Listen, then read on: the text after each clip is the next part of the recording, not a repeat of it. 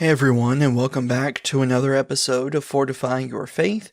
My name is Haston Hanley, and I'm so glad you can be back with us again today as we are continuing studying through our series based on growing in faith and continuing to grow as we live our lives as a Christian.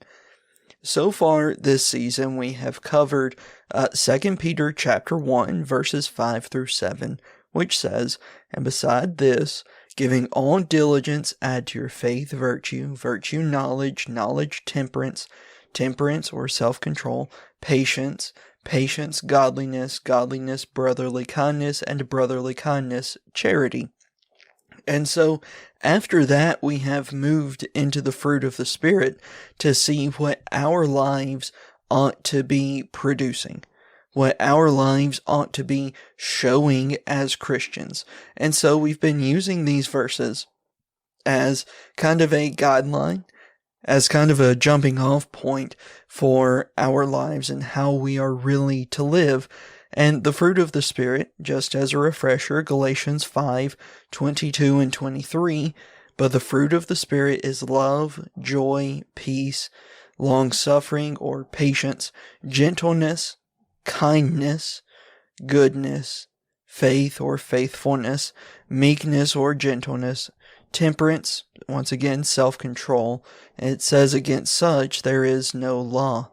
Now, since some of these are doubled up, this week and next week we will be closing out the fruit of the Spirit with kindness and goodness, but that's not going to be the end of the season, Lord willing. We have several things that hopefully we can address. We can look at and objectively ask ourselves the question, are we still growing in things like growing in character, growing in preparation, in hope, in grace, in forgiveness, wisdom, and service? And Lord willing, we'll end the season with the idea of the death of good enough. But before we get any further, we might as well just address today's topic, right? And that is that we as Christians need to continue to grow in kindness. So what's the kindness between kindness and gentleness? They're used interchangeably throughout several different translations, and many times most modern Bibles, instead of gentleness, will use kindness. But for our discussion today, we need to remember that gentleness is the quality, yes, of being kind, but that of being tender or mild-mannered. And kindness, however, is being friendly, generous, or even considerate. And so we're going to kind of diverge those two definitions just in the sense of being generous and friendly when it comes to kindness. Now, how generous are we willing to be as Christians?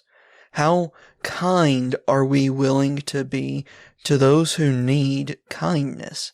I want us to go for just a moment to Mark chapter 2. Within this text, we are introduced to an interesting situation, and really, as we read through Mark, it seems to be the only one that covers this account, as it begins when Christ is entering into Capernaum. It says, "After some days," verse 1, "it was noised that he," that being Jesus, "was in the house. And straightway many were gathered together, insomuch that there was no room to receive them," that being the crowd and the multitude. "No, not so much as about the door. And he preached the word unto them." Now, there's a ton of lessons we can get to about how so many people were coming to Christ, whether it be for miracles, healings, or his teaching, but he used that opportunity to preach the word unto them. It says in verse 3, however, that they came unto him, and bringing one sick of the palsy, or a paralytic, which was borne or carried of four. And when they had come near, and they could not come near unto him because of the press or the crowd, they uncovered the roof where he was, and when he had broken it up, they let down the bed wherein the sick of the palsy lay. When we stop and ask ourselves the question, how kind are we?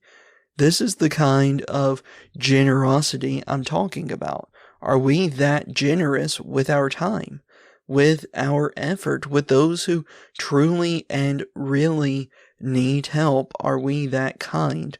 Do we actually take that into consideration with how we live? I also want us to stop and think about the idea about being friendly. Solomon would write in Proverbs 18 and verse 24 that if a man wishes to be or to have friends, he must show himself friendly.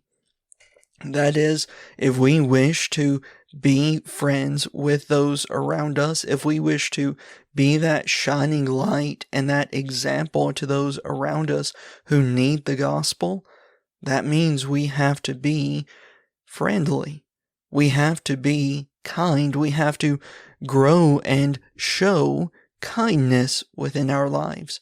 In fact, if we wish to talk about friendly, we have to go of necessity to John chapter 15.